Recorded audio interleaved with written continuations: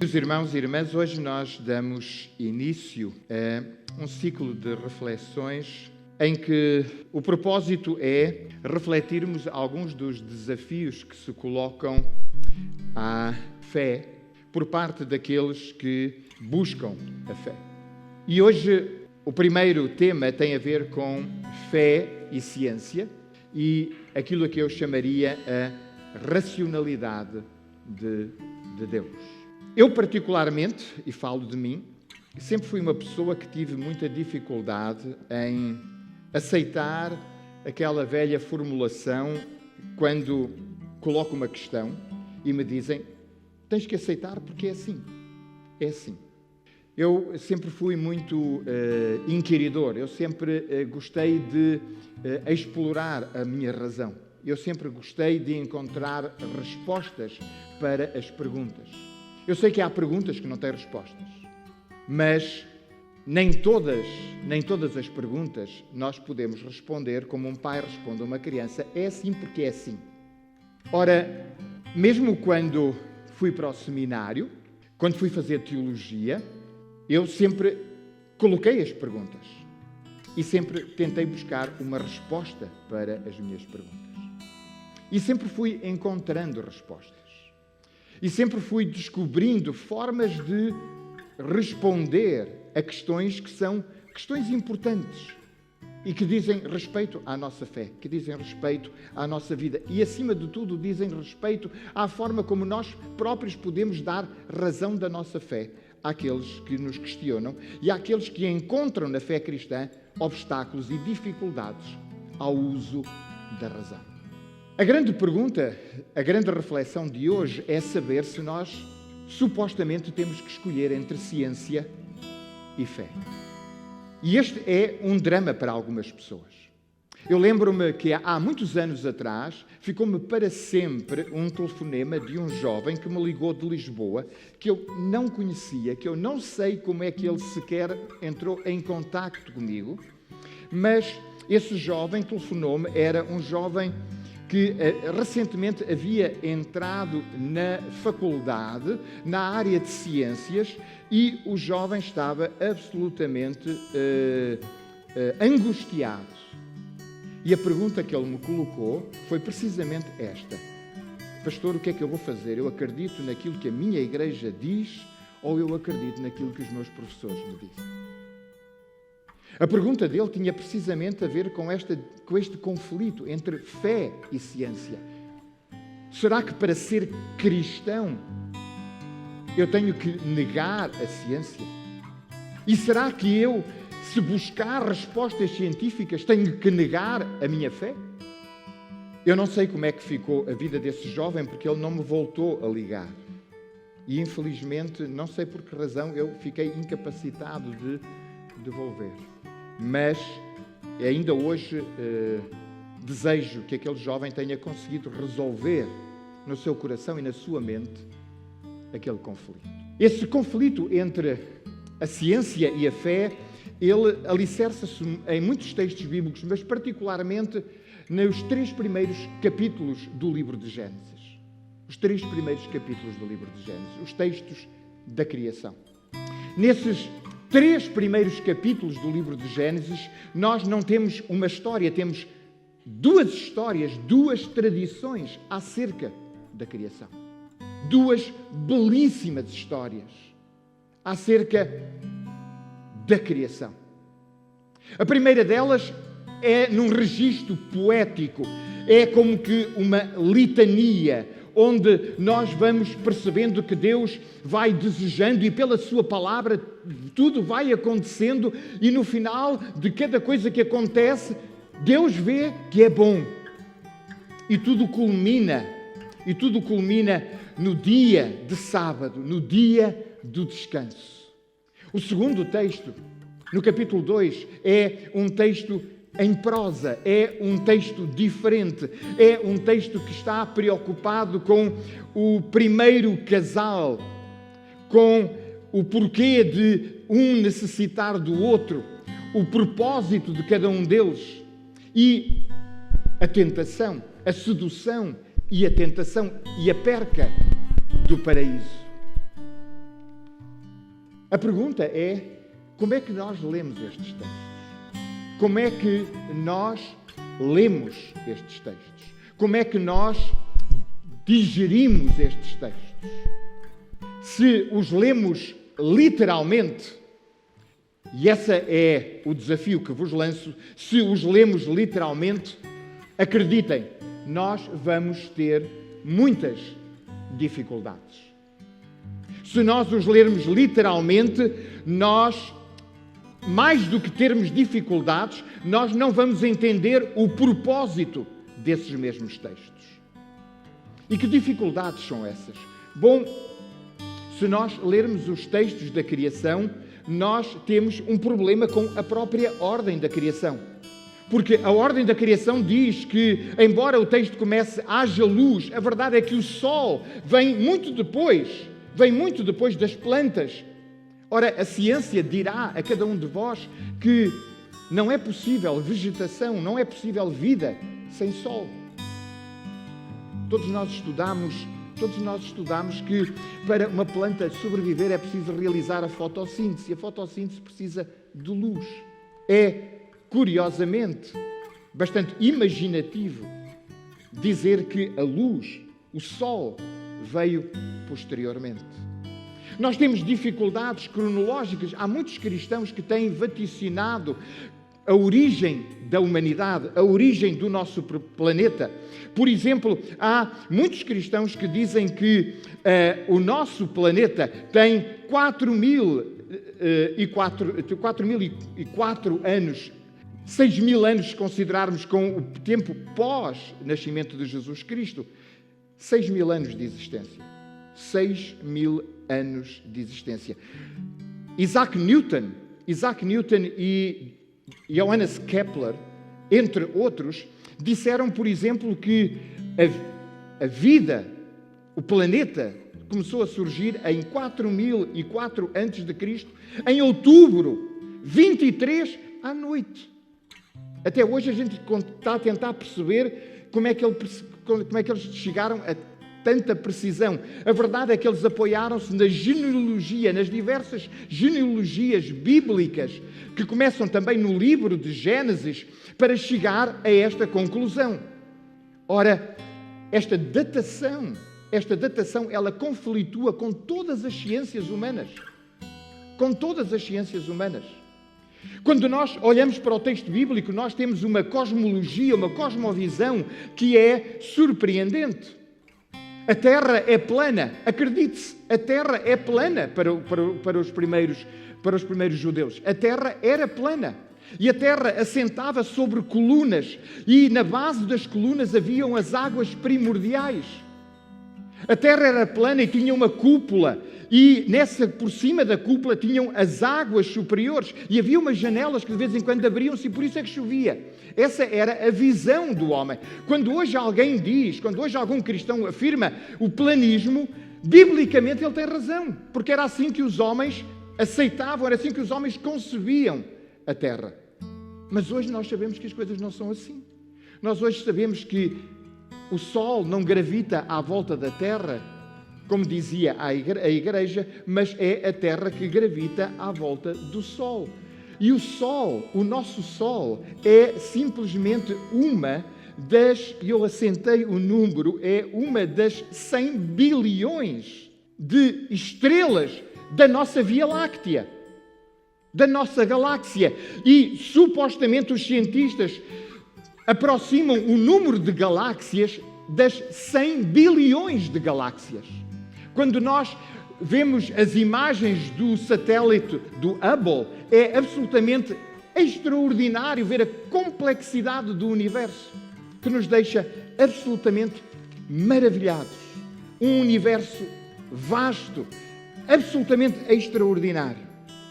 A ciência, por exemplo, diz que o mundo foi criado e o universo foi criado a partir de uma explosão primordial, aquilo que eles chamam o Big Bang. Isso aconteceu, segundo os cientistas, há 30,8 bilhões de anos atrás. A ciência, por exemplo, diz que a Terra não tem 6.000 anos, a Terra tem 4,5 bilhões de anos.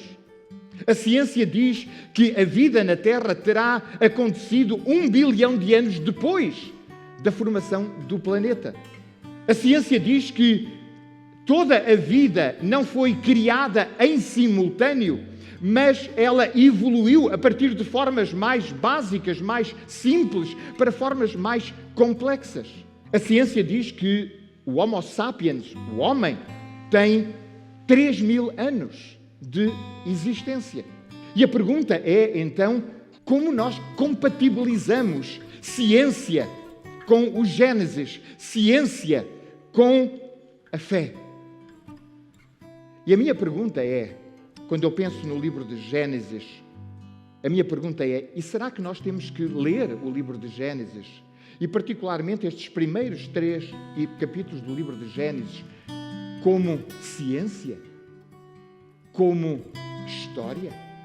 Será que era propósito de Deus para estes textos que nós fizéssemos deles ciência ou história? Não serão antes estes textos um extraordinário testemunho de fé? Um extraordinário testemunho de fé? Um testemunho de fé daquilo que Deus fez, mas não um testemunho de fé da forma como Deus fez?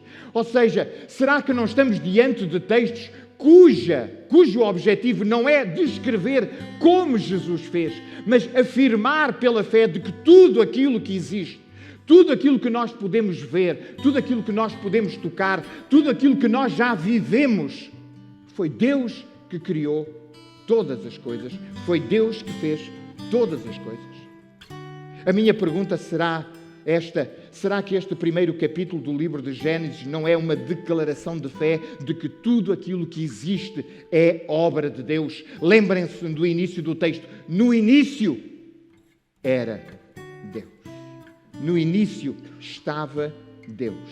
E Deus criou e viu que era bom. Nós pegamos no 2º e 3º capítulo, e será que é propósito de Deus, através destes textos, fazer ciência, fazer história? Ou será que estes 2 capítulos são muito mais até do que as 2 personagens que o compõem, Adão e Eva? Porque nós sabemos que Adão e Eva, até pela sua descrição do nome, têm uma simbologia própria. Adão, Eva, Adam, que significa terra, que vem da terra, que vem do pó da terra. Adamã é a palavra hebraica para homem, para Adão. Adão não é pura e simplesmente o Adão, é a dimensão do homem que provém da terra. E qualquer cientista vos dirá que nós, criação extraordinária de Deus, em toda a nossa composição orgânica, nós somos da terra, somos minerais, somos água, somos tudo o que a terra tem. Eva significa literalmente aquela que gera. É por isso que em grego a tradução para Eva é Zoe, que significa vida. A mulher é vida.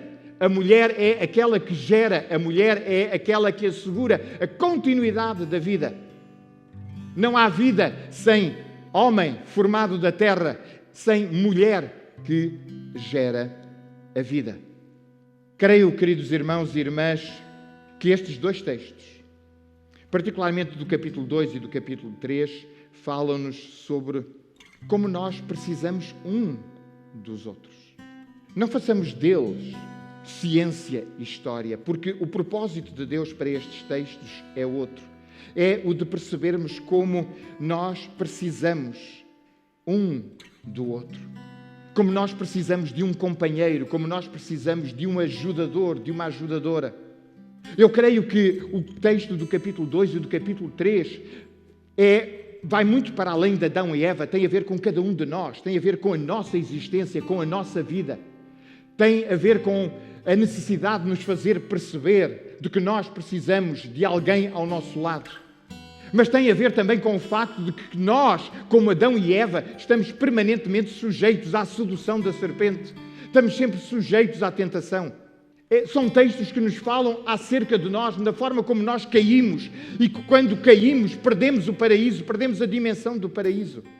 Eu creio que estas são as mensagens importantes do livro de Gênesis. não é ciência, não é história. São reflexões importantes acerca deste testemunho de fé em Deus e, simultaneamente, desta compreensão de quem somos diante de Deus. E por isso eu não encontro nenhum conflito entre ciência e religião. Eu não encontro nenhum conflito, melhor dizendo, entre ciência e Escrituras. Não há qualquer conflito. Reparem, não sei se vocês sabem deste pormenor, eu não sabia até há pouco tempo, mas em 1968, eu tinha 4 anos, portanto, obviamente não pude na altura me aperceber dele. Em 1968, circulava à volta da Terra uma nave espacial, chamava-se Apolo 8. Apolo 8. Foi a primeira vez que um ser humano circunnavegou, não os mares, mas o planeta. Nesse dia de Natal, em que circulavam à volta da Terra, e ao mesmo tempo que viam o Sol nascer por detrás do planeta, que deve ser uma coisa absolutamente assombrosa, aqueles homens que estavam na Apolo 8, quiseram proferir palavras para todo o mundo que estivesse sintonizado com eles. E vocês podem encontrar essas palavras no YouTube. E sabem que palavras é que eles preferiram? Que palavras é que eles leram? Eles leram Gênesis, capítulo 1, versículos 1 a 10. E a minha pergunta para vós é: porquê é que eles leram esse texto? Porquê é que eles leram o texto de Gênesis? É porque eles acreditavam que tudo foi criado em 6 dias, como está no livro de Gênesis? Estamos a falar de cientistas, estamos a falar de pessoas que usam a razão e que não contrapõem a ciência. Será que eles preferiram aquelas palavras porque eles acreditavam que a Terra havia sido criada apenas há 6.000 anos atrás? Ou porque tivessem uma visão literal do texto? Não creio. Não, tenho a certeza. A razão para eles utilizarem aquelas palavras é porque eles estavam absolutamente cheios de espanto e de admiração. Era a primeira vez que um homem circunnavegava a Terra. E era a primeira vez que um homem via pela janela de uma cápsula o Sol nascer por detrás do planeta. Eu imagino o espanto, a admiração diante da vastidão do universo, diante daquele espaço negro, eis que a luz irrompe e dá forma a todo o planeta. We are now approaching lunar sunrise, and for all the people back on Earth, the crew of Apollo 8 has a message that we would like to send to you. In the beginning, God created the heaven and the earth. And the earth was without form and void, and darkness was upon the face of the deep. And the Spirit of God moved upon the face of the waters. And God said, "Let there be light." And there was light. And God saw the light, that it was good. And God divided the light from the darkness.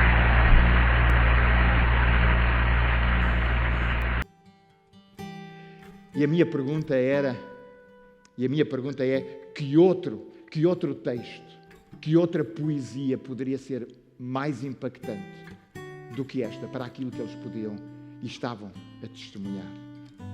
No princípio Deus criou todas as coisas e disse: haja luz. Queridos irmãos e irmãs, quando a Igreja confronta a ciência, deixem que eu vos diga uma coisa: quando a Igreja confronta a ciência, sai sempre a perder. Sai sempre a perder. Assim aconteceu com Galileu e assim aconteceu em muitos outros momentos da história da Igreja. E nesse confronto, muitas pessoas deixam a Igreja. E nesse confronto, muitas pessoas abandonam a fé pela forma como a Igreja pretende afirmar, como afirmou diante de Galileu, de que ele estava errado, de que era o Sol que gravitava à volta da Terra e não a Terra à volta do Sol, como Galileu dizia. Quem tinha razão? Galileu. Só há 2 anos ou há 3 anos atrás, a Igreja em Roma proferiu uma declaração de arrependimento pela forma como tinha silenciado Galileu. A minha pergunta, e é o meu testemunho pessoal, será que eu posso ser cristão e acreditar na ciência e acreditar na teoria da evolução? Deixem que eu vos diga uma coisa, eu acredito na ciência.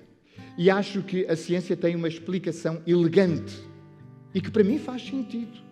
E, no entanto, eu sou um profundo seguidor de Jesus Cristo. Alguns dos problemas que se levantam com a evolução, eu também o tenho. Porque alguns cientistas dizem que essa evolução, ela não foi planeada, ela não foi orientada. De que essa evolução, ela surge pelo um acaso. E a minha pergunta, e aí entra a minha fé em Jesus Cristo, e a minha fé no texto do livro de Gênesis, no princípio Deus criou. A minha pergunta para eles é como é que eles sabem que tudo é feito sem plano ou sem orientação? Como é que a ciência determina que mesmo que Deus tenha criado num processo evolutivo, como é que eles acham que Deus não está presente? Que comprovação científica eles têm para acharem que a evolução não é planeada ou orientada? De que a mão de Deus não está presente em todo este processo, de que a mão de Deus não está por detrás deste processo de criação que os homens, pela sua inteligência, pela inteligência que Deus lhes deu, têm vindo a descobrir. Porque para mim, e por isso o texto de Gênesis é um texto teológico, para mim, o que o texto de Gênesis diz é que Deus criou todas as coisas. O texto de Gênesis o que me diz é que Deus é o arquiteto. Aquilo que o livro de Gênesis me diz é que Deus é o matemático dos matemáticos. Ele é o físico dos físicos. Ele é o biologista dos biólogos. Ele está no início de todas as coisas. Ele é o artista por detrás de tudo aquilo que existe. Mesmo que tudo aquilo que existe tenha uma explicação muito mais elaborada do que aquela que alguns cristãos pretendem dar, fazendo uma leitura literal do texto. É assim que eu vejo o mundo. E é assim que eu, diante da ciência, não me coloco nem em oposição, nem numa apologia dos textos bíblicos. A minha apologia não está na forma como Deus criou, mas está na certeza de que foi Deus que criou todas as coisas. No princípio, Ele ali estava. Para mim, meus amados irmãos, mas é a minha experiência pessoal, para mim, acreditar na evolução não diminui a minha fé em Deus. Em nenhuma circunstância. Em nenhuma circunstância. Porque o meu Deus não é um Deus tapa-buracos.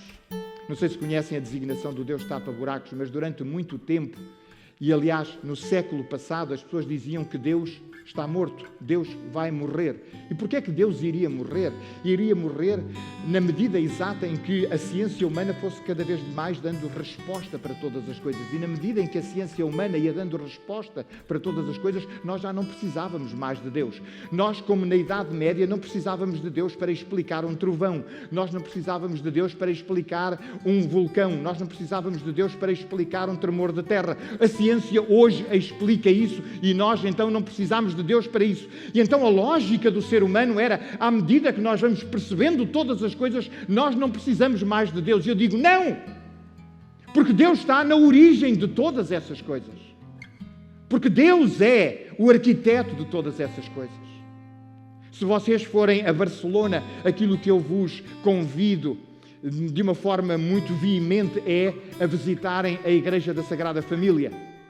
Ela é conhecida como a Igreja de Gaudí, do grande arquiteto. Quando Gaudí morreu, apenas uma fachada da igreja estava construída. Ainda hoje a igreja não está totalmente construída. É uma igreja única em todo o mundo. É um assombro, é de ficarmos com a boca aberta. E eu posso vos garantir que Gaudí não colocou nenhuma pedra. Ele não fez absolutamente nada, mas ele é o arquiteto daquilo. Ele é a pessoa que planeou. Ele é a pessoa que pura e simplesmente traçou todas as diretivas. Foi Ele que estabeleceu todos os pormenores para que muitas décadas depois da sua morte, aquele edifício estar lá precisamente como Ele o planeou. O nosso Deus está por detrás da criação. Ele não é um Deus tapa-buracos. Ele não é um Deus para aquilo que eu não conheço ou não compreendo.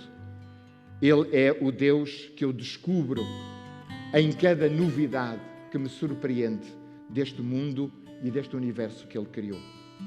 O meu Cristo não se sente ameaçado. E o cristão não se sente ameaçado pelas descobertas científicas. Aliás, eu diria, eu adoro ciência, adoro ler sobre ciência, e quando leio sobre ciência, e quando eu leio as coisas absolutamente extraordinárias que os cientistas descobrem, eu fico pasmado com a criação do nosso Deus. Se vocês procurarem no YouTube, porque encontram no YouTube encontra-se tudo, se procurarem declarações de cristãos, cientistas que são cristãos, eles falam-vos desta mesma forma. Quando eu consigo perceber como é que uma coisa simples e invisível, se o Sagar estivesse aqui, ele que lida com coisas que são invisíveis aos olhos, que precisam de microscópicos de uma qualidade que eu nem conheço, e quando ele percebe os mecanismos, é como o Sagar diz, eu entro fundo na maravilhosa criação de Deus, daquele que estabeleceu toda a ordem. Queridos irmãos e irmãs, lembram-se de Buzz Aldrin? Foi um outro astronauta. Foi um dos que pisou a Lua. É muito curioso porque ele levou consigo um estojo de comunhão da sua comunidade. E lá, na Lua, ele partilhou a comunhão com os seus companheiros. Nesse momento, Buzz Aldrin utilizou uma vez mais um texto. O texto do Salmo 8, que diz assim: quando vejo os teus céus, obra dos teus dedos, a lua e a estrela que preparaste, que é o homem mortal para que te lembres dele, e o filho do homem para que o visites. Queridos irmãos e irmãs, termino dando conteúdo a esta dimensão da racionalidade de Deus. O que é que significa para mim falar da racionalidade de Deus? Significa dizer que Deus é racional. Deus é racional. Ouçam bem, Deus é racional. É por isso que os cientistas cristãos dizem que a matemática é a linguagem de Deus. Porque quando eles indagam, quando eles buscam, quando eles procuram a lógica das coisas e quando eles comprovam, eles maravilham-se com todas as leis que estão por detrás da criação. Nada é, como dizem os ingleses, random, nada é aleatório, tudo tem um princípio. E esse princípio foi criado por Deus. E, meus amados irmãos e irmãs, este princípio de racionalidade diz-me também o seguinte: assim como Deus é racional, nós precisamos da razão para acreditar em Deus também. Nós precisamos da nossa razão para acreditar em Deus. E olhem que desde o início da humanidade, o homem sempre tem aspirado àquele que está acima de nós. E há uma coisa e com isso termino, há uma coisa que eu nunca consegui ter fé para acreditar. Eu nunca consegui ter fé para acreditar de que eu e cada um de vós é um acidente da natureza. É um acidente geológico. Alguma coisa não planeada, não projetada, não desejada. Essa ideia é, para mim, irracional diante do Deus que, para mim, se move pela razão e que nos diz, como disse a Moisés, quando alguém te perguntar quem eu sou, dizes: o eu sou te enviou. E por isso, queridos irmãos e irmãs, eu acredito que cada um de nós cada um de nós que está aqui hoje. É vontade de Deus. A ciência diz-nos que foi desta e desta e desta forma que tudo aconteceu. Estejam livres. Querem ainda indagar melhor, querem ainda perceber melhor como é que as coisas aconteceram? Estejam à vontade. Maravilhem-nos, espantem-nos com as vossas descobertas, que nós vamos continuar aqui a dizer. No princípio estava Deus, criando os céus e a terra e tudo aquilo que nela existe. Que Deus nos abençoe. Amém.